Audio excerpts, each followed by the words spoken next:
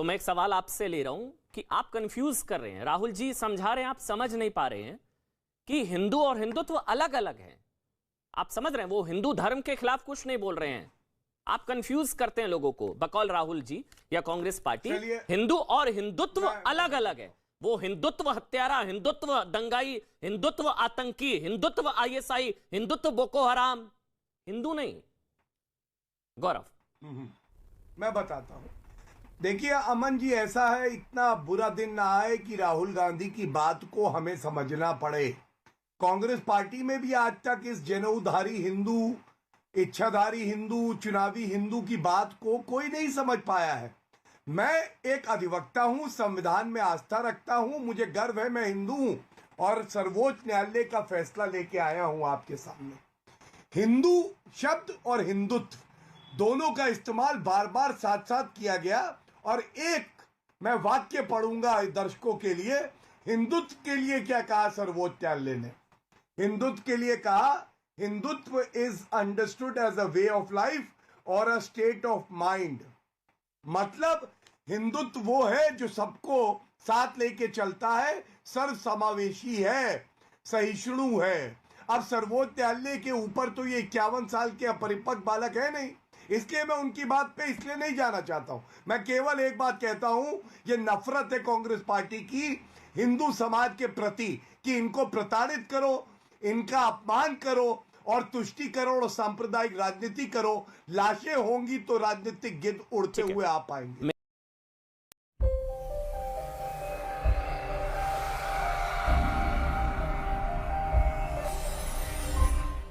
देखिए, हिंदुत्व हो या हिंदू धर्म हो, ये इतना विराट है, अजर है, अमर है, अटल है। इनको ये लोग बहरूपिये जो जालीदार टोपी चुनाव में पहनेंगे, कभी बन जाएंगे चुनावी हिंदू, ये क्या बताएंगे हमें? लेकिन जो बात मैं कह रहा था वो पूरी हो जाए। देखिए, अल्पसंख्यकों की बात करी, इनको लिंचिंग का मुसलमान दिखाई दे जाता है। जो हमारा भाई नागरिक है, गलत होता है तो सजा हो, लेकिन 5 लाख कश्मीरी हिंदू पंडित जब निकाले जाते हैं तो ये शतुर्मुर्ग बन जाते हैं, अपनी गर्दन दफना लेते हैं।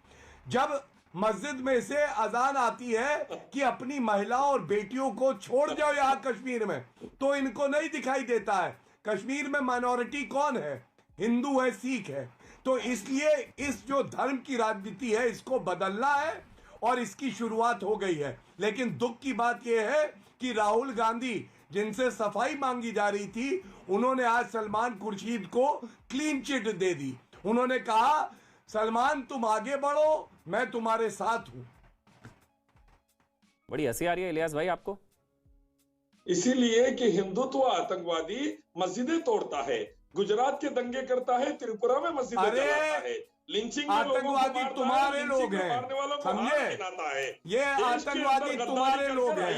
हिम्मत कैसे होगी तुम्हारी ये बोलने की? शरीफ के पास अरे तुम्हें बताए बोको हरम क्या कहता है? बोको हरम इस्लामिक मुल्क बनाना चाहता है। ये हिंदुत्व आतंकवादी गद्दार तो तुम्हारे जैसे लोग हैं, खाते यहाँ का है, बातें करते हैं इस्लामिक मुल्क की। अबू कलाम आजाद के, अरे चुप कराइए इसको अमन जी, ये सुनने आए हैं हिंदुत्व। अरे बोको हरम के बोको तुम्हारे को जाएगा ठोका, ठोको ठोको हो जाएगा, समझ लो।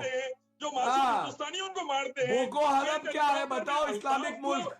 तालिबान क्या है? इस्लामिक मुल्क।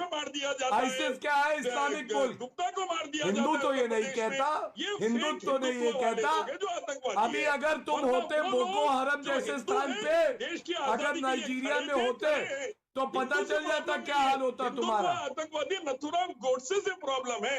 अरे हिंदुत्व और हिंदू एक है, सुन लो। और तुम्हारे की इतनी हैसियत रही है कि कुछ बोल सको। तुम्हारे मुंह में इतनी गंदगी है कि हिंदू और हिंदू का नाम ना लेना। आतंकवादियों से प्रॉब्लम है। ये बताएंगे। देखिए इनकी हालत ये बता रहे थे, कोविड इसलिए आया भारत में क्योंकि समझना चाहिए मुसलमानों को प्रताड़ित किया जाए, ये इनका बयान था। थोड़ा नॉलेज के हिसाब से। अरे आप तो पढ़े लिखे नहीं है, गवार कहीं के।